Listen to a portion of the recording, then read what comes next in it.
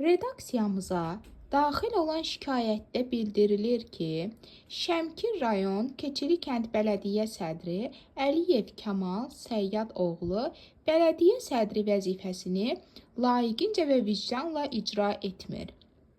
Belə ki, redaksiyamıza daxil olan videomaterialdan da aydın görünür ki, şikayət həqiqətən əsaslıdır.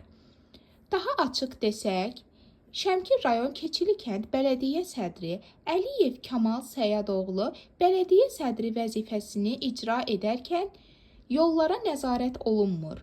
Dövlət tərəfindən ayrılan vəsait göz görə-görə mənimsənilir. Kənd sakinlərinin dəfələrlə şikayətlərinə baxmayaraq, Əliyev Kamal Səyadoğlu yenə də vəzifəsindən sui-istifadə edir. Belə ki, kənd sakinlərinin yaşadığı yer antisanitariya baş alıb gedir.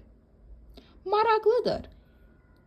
Şəmkir rayon Keçili kənd bələdiyyə sədri Əliyev Kamal Səyadoğlu bugün kimə və nəyə arxain olaraq öz vəzifəsindən sui-istifadə edir?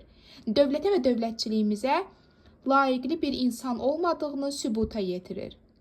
Məsələ ilə bağlı üzümüzü tuturuq bütün aidiyyatı qurumlara və güc strukturlarına.